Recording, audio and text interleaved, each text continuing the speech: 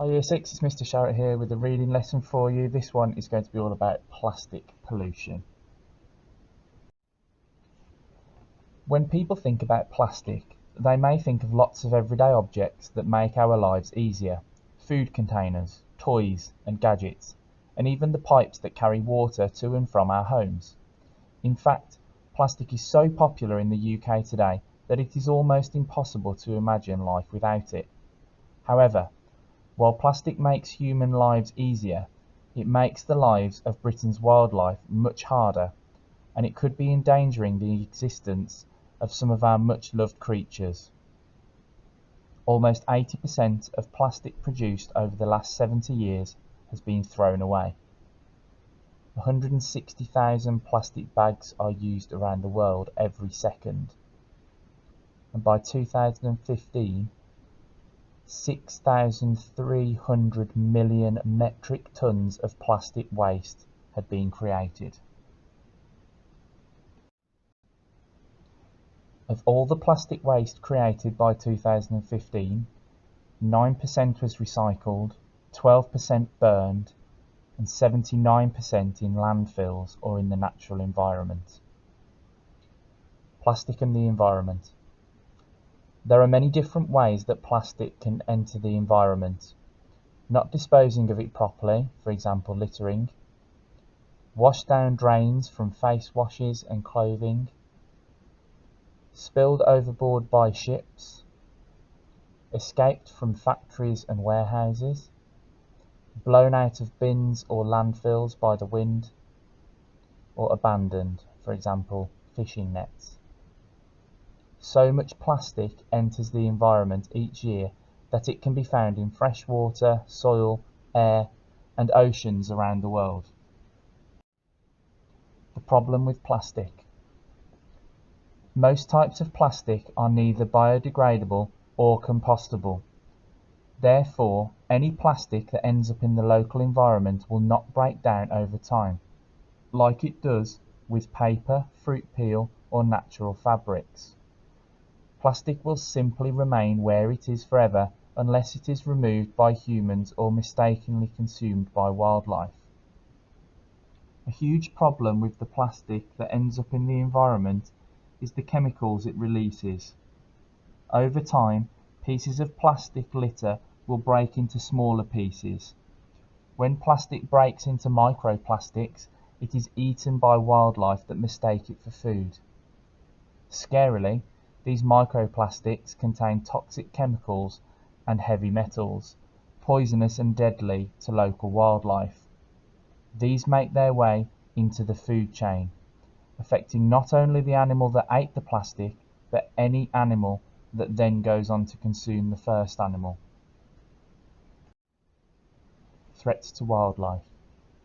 The largest threats to wildlife from plastic waste in the environment are death or injury caused by becoming tangled in plastic waste, for example, birds that become trapped in fishing nets or hedgehogs caught in plastic can holders. Animals eating plastic waste by mistake, thinking that it is food, for example, some birds eat plastic bags that float in a pond because they think they are fish. Poisoning from the chemicals within the plastic, which can lead to illness and death. How we can help. People around the world have caused the plastic problem we face today, and it cannot be fixed overnight. The best way to stop any further harm to wildlife is by changing how we think about and use plastic. Some helpful tips are: instead of using plastic items such as straws and plastic bags, buy reusable items, for example flasks for hot drinks and canvas shopping bags.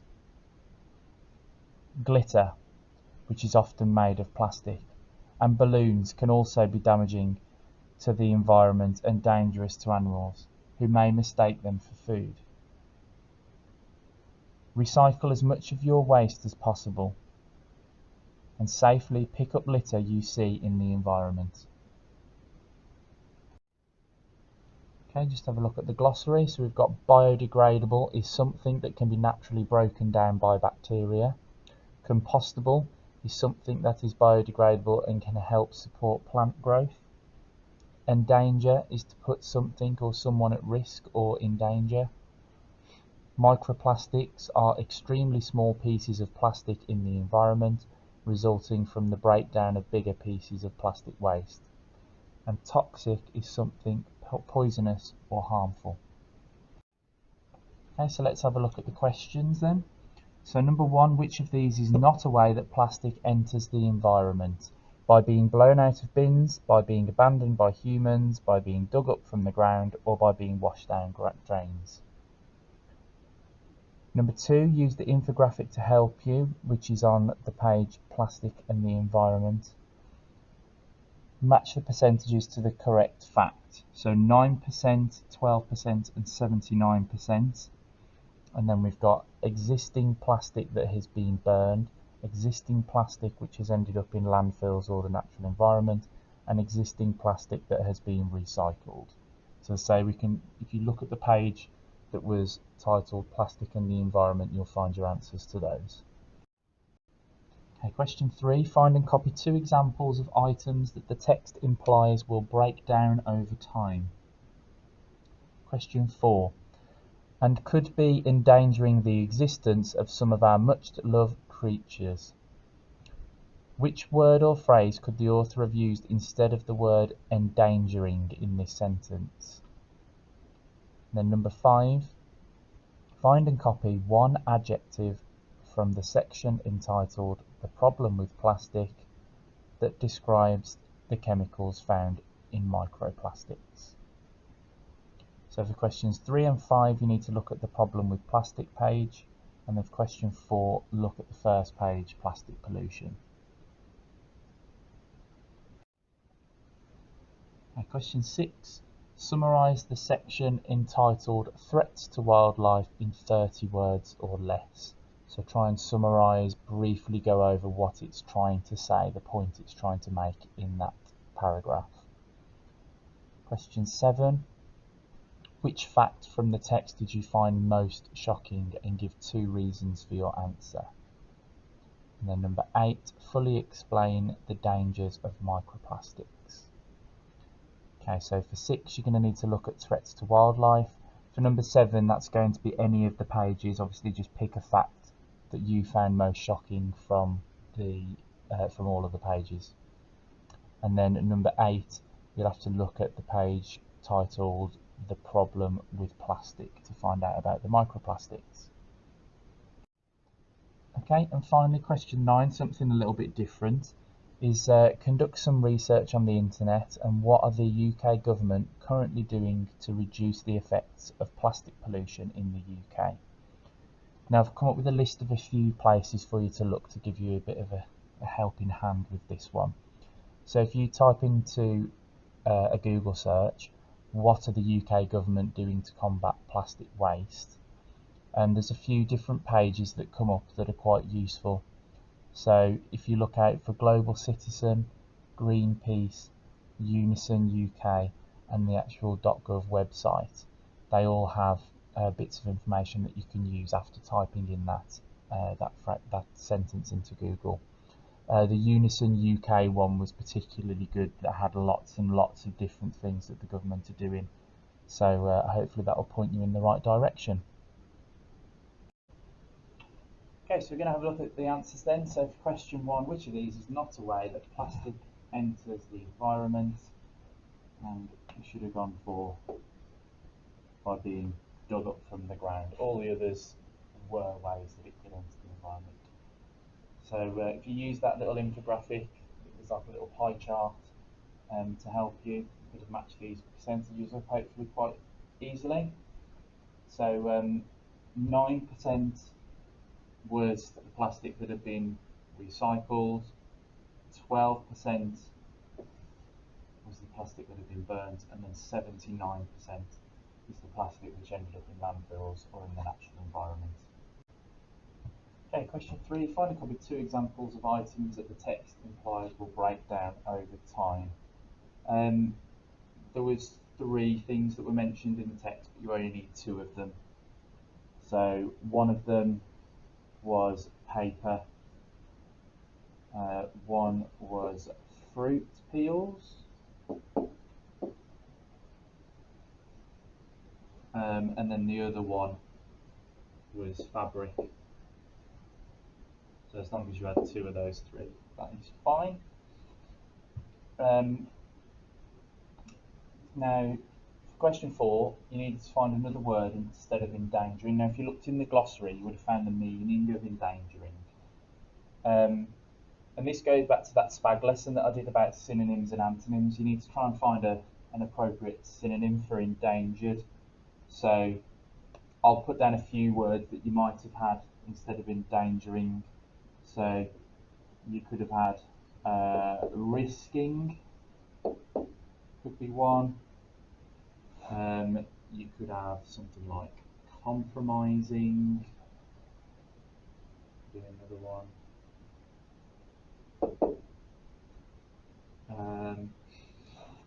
Could have gone for something like damaging, could be another. You could have had something like jeopardizing or putting in danger, anything like that, instead of endangering. Okay, and then find and copy one adjective from the section entitled The Problem with Plastic that describes the chemicals found in the microplastics. So one word, fairly straightforward. It says that these chemicals found in microplastics are toxic.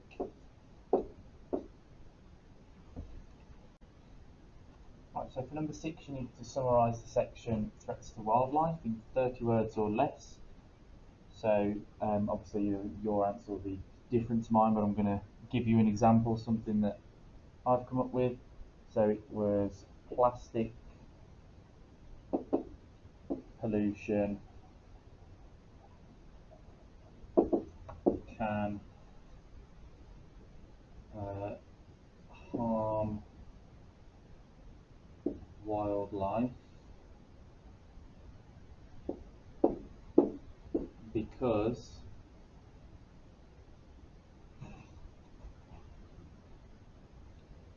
creatures may become tangled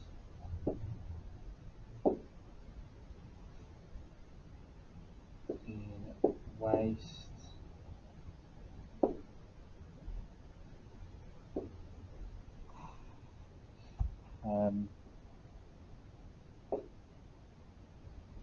eat plastic by mistake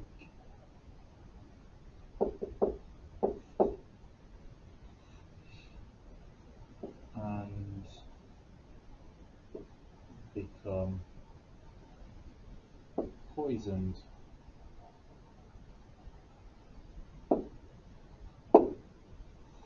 Okay, that's a brief summary of what was going on in that paragraph. Number 7, which fact from the text did you find the most shocking? And give 2 reasons for your answer. Now obviously this is going to be completely down to your opinion of what you find the most shocking. I am going to go for oh that's a weird I found it shocking that 160,000 plastic bags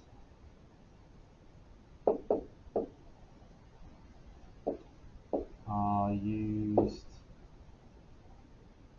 every second. That's the thing that I found the most shocking. And then I need 2 reasons. So reason 1 being A, because this is a lot. It's a big number, that is. And then the other reason Um,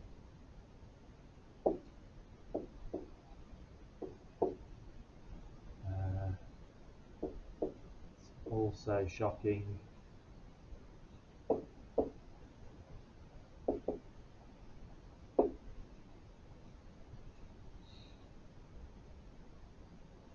that hardly any are recycled. Also shows how few people use like the canvas bags and stuff that are reusable. So yeah, a few things that you could put for that. But obviously, whichever fact you found the most shocking, put it on there. That was just the one that I thought stood out for me. Okay, so moving on to number 8. It says fully explain the dangers of microplastics. Okay, so microplastics.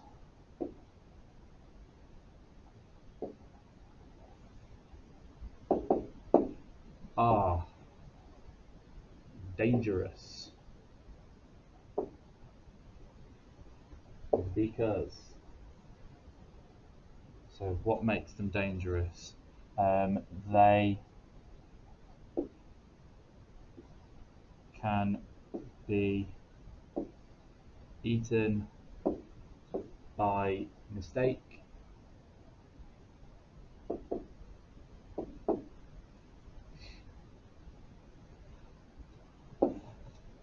they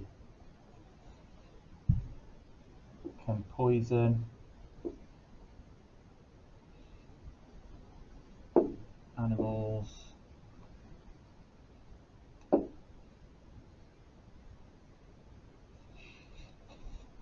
and I suppose, well, I'm not going to be able to fit it on there, so I'll just tell you. The other thing is that as well that the poison that enters the animals when they eat it, it can be passed up the food chain. So if one animal, let's say a fish, eats some microplastics, and then another animal eats the fish, so let's say it's a dolphin or a whale eats the fish, that microplastic is then transferred to the next animal. And it's the same with people. They've scientists have found traces of microplastics in the food that we eat, and also in things like tap water has also had traces of microplastics in it because it just gets everywhere when it's broken down. So yeah. Okay, for question 9, I'm going to actually show you the Unison website that I talked about, because this will give you all the answers that you needed for this section. There's lots and lots of things on this website. It's really, really good. So all the things that the government are doing to help combat the pollution involving plastic that we have a problem with. So got a little bit of an introduction there that talks about it that we already know about from our reading comp. So here's the kind of the first thing that we've got. We've got the government banning single-use plastics such as cotton buds, plastic straws and drink stirrers. So this has kind of been wheeled out over the last couple of years, and all of these things now you can't do. I think one of the biggest things that I noticed was like if you went to a restaurant and you ordered a drink, they would give you a paper straw that don't work quite as well sometimes, but they still do the job and they're better for the environment. And also fast food restaurants like McDonald's now give cardboard straws instead of the plastic ones that they used to do. The 5p carrier bag charge is carrying on and has been rolling out to all retailers, all shops, not just the big supermarkets. So that's one. I didn't know about this one, but I do know what it's on about though. It says the UK government banned microbeads a few years ago, which are tiny little beads of plastic that you sometimes find in things like shower gels. And the idea is that they help like scrub you clean. Obviously, all that plastic that's in them just gets washed straight down the drain, so that's not very good. So that's good. Um, They've also got this urging supermarkets to set up plastic-free aisles. So it means that you can see all of the fruit and vegetable in that picture. None of it is wrapped in plastic.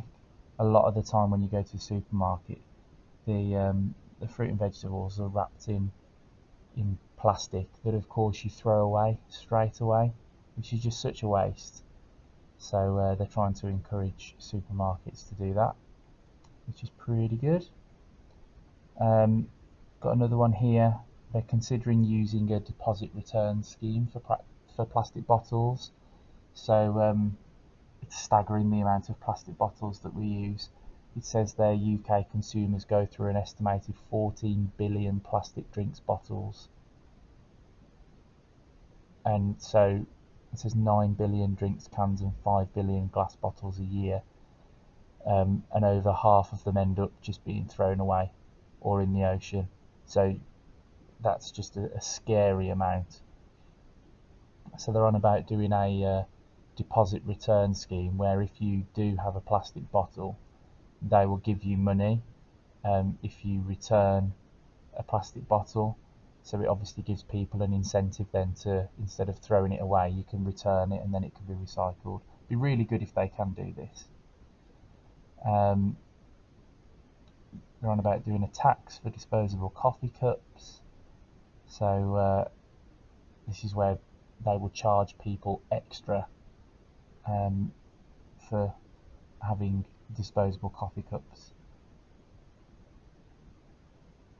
And we've got then the companies that produce packaging are having to take more responsibility for the packaging that they produce in terms of recycling and things like that. This one involves you directly, and it's kind of what we're doing right now. And it says about educating more young people about the environment, obviously by teaching children, you can grow up with these new habits of looking after the environment and using plastic responsibly. It's a bit easier to try and get children to grow up doing this rather than trying to get adults to change their ways, because they can be quite stubborn and not change. So it's really important to educate the younger generation. So we've got funding into research into alternatives to plastic. So they've made £7 billion available to research and development of substitutes for plastic. So certain things that are currently made out of plastic could be made out of something else in the future, hopefully. So lots and lots of different things on that website. So it's really useful. Hopefully you managed to find that and found all of those things. And let's hope that the government manages to stick to all of those things as well. We hoped that Blue Planet 2 would open people's eyes to the damage that we are doing to our oceans and the creatures that live in them.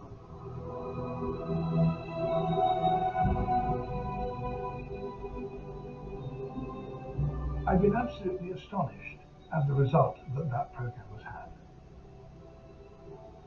I never imagined there would be quite so many of you who would be inspired to want change. You've been on beaches with thousands more of you than ever before picking up rubbish. We live so close to beaches and our water, we don't really want it just to be all full of plastic. Families have changed their habits. For me, the Blue Planet 2 was a pivotal point. I think there are so many things that people can do. And schools and communities across the country have searched for ways to reduce their single-use plastic footprint.